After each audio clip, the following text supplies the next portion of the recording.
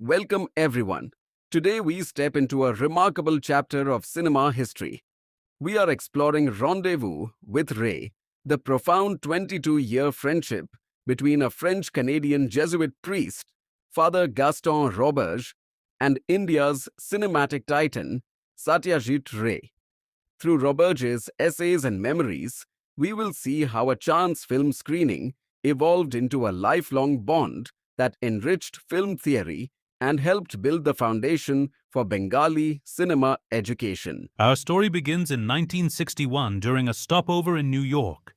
A 26-year-old Gaston Roberge sat down and watched the entire Apu trilogy in one continuous sitting.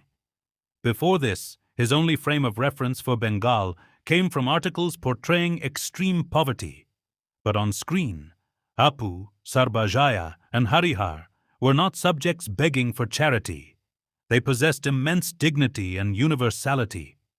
Roberge was captivated, realizing that he was destined to live among these people. Roberge immediately rejected the lazy Western criticism that Ray was simply selling India's poverty to global audiences. Instead, he inverted that perspective. Roberge observed that spiritual poverty among the wealthy is far more tragic than material lack. As he poignantly reflected, he did not travel to the East to convert anyone. Rather, through Ray's cinematic humanism, he was the one who was converted. When Roberge arrived in Calcutta in the 1960s, he did not immediately rush to meet Ray. In fact, he waited 9 full years. Why?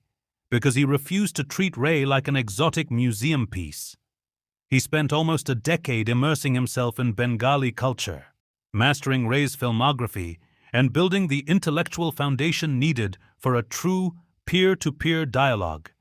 Only in 1970 did he finally arrange their first meeting. To the public, Satyajit Ray was towering, imposing, and often perceived as aloof or intimidating.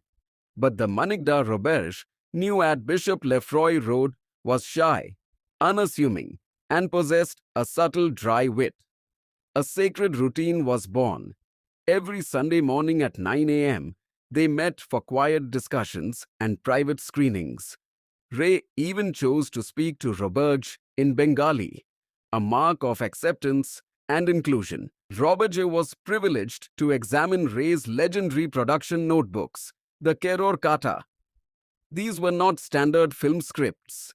They were self-contained masterpieces. Handwritten in Bengali, decorated with precise marginal sketches, framing camera shots, detailed technical notes in English, and musical staff notations composed by Ray himself.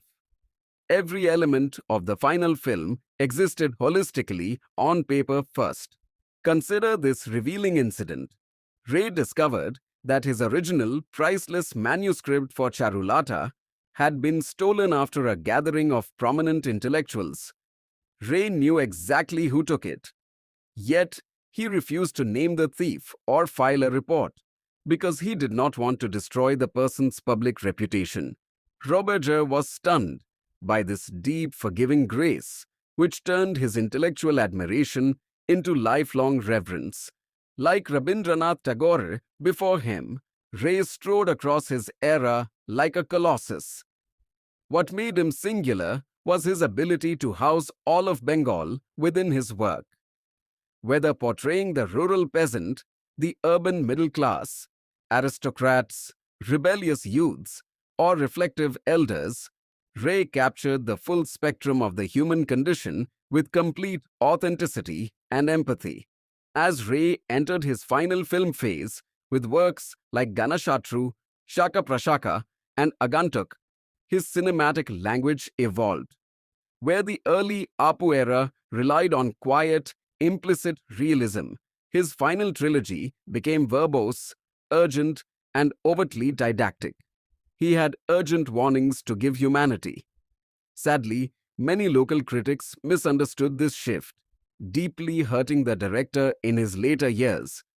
In 1941, on the eve of his death, Tagore wrote Crisis of Civilization, declaring that losing faith in humanity is a sin. In the 1990s, Ray picked up that exact philosophical baton. Though a lifelong agnostic, Ray channeled his search for moral clarity and hope through the universal language of music and cinema, reaffirming Tagore's faith in humanity in the face of mortality. 1992, Satyajit Ray was in the hospital, near the end of his life. True to their 22-year rhythm, Father Gaston Roberge arrived precisely at 9 a.m. on Sunday morning. The once imposing giant was now frail as a child. Before parting, Ray turned to his friend and whispered his final words to him. Balo laglo, it was nice. A quiet, understated summary of a friendship that spanned more than 2 decades. Their friendship was not just philosophical, it built lasting educational infrastructure. In 1970, Roberge founded Chitrabani, West Bengal's first major communication and film institute. Ray served as co-founder and advisor.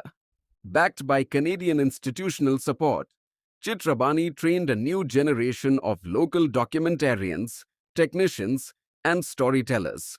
To bring our journey full circle, a chance film screening in Manhattan in 1961 triggered a transformation that bridged continents. It gave us a richer understanding of Ray's artistic philosophy and left Bengal with Chitrabani. What began as art observed in the West returned as vital educational infrastructure in the East. Thank you, and let's open the floor to your questions.